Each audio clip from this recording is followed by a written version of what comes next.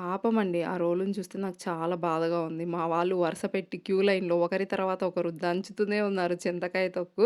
ఇది సీజన్ కదా! ఇంకా ఇయర్ మొత్తం నిల్వ ఉంచుకోవడానికి అందరూ ఇదే పనిలో ఉన్నారు ఈరోజు. ఏం లేదు, చింతకాయ తొక్కు రెసిపీ ఏందంటే ఫస్ట్ పచ్చి చింతకాయలు వేసి అవి కొంచెం దంచిన తర్వాత ఉప్పు అండ్ పసుపు వేసి బాగా మెత్తగా దంచేసి ఇంకా స్టోర్ చేసుకోవడమే. ఫ్రిడ్జ్‌లో పెట్టాల్సిన అవసరం లేదు. బయట పెట్టినా 1 ఇయర్ మంచిగా స్టోర్ అయ్యి ఉంటుందనమాట. ఇంకా వీటిని చట్నీస్‌లో అలా వేసుకొని తింటే సూపర్‌గా ఉంటుంది. లైక్ చింతపండు బదులు ఈ చింతకాయ తొక్కు వేస్తారనమాట. బయట వాళ్ళు అది దంచుతుంటే లోపలికొచ్చి మనం మన కార్యక్రమం స్టార్ట్ చేశామనమాట. మా డ్యాడీ చికెన్ తెచ్చాడు. బట్ కరెంట్ లేదు ఊర్లో. ఇంకా అందుకే రోట్లో నేను దంచుతున్నాను. మా అమ్మ అల్లం వెల్లుల్లి పేస్ట్ సెపరేట్‌గా, కొబ్బరి సెపరేట్‌గా దంచమన్నది. మనకంత ఓపిక ఎక్కడ వచ్చిందిలే అన్నీ ఒకే దాంట్లో ఏసి కొద్ది కొద్దిగా వాటర్ యాడ్ చేసుకుంటూ ఫైన్ పేస్ట్ చేశాను.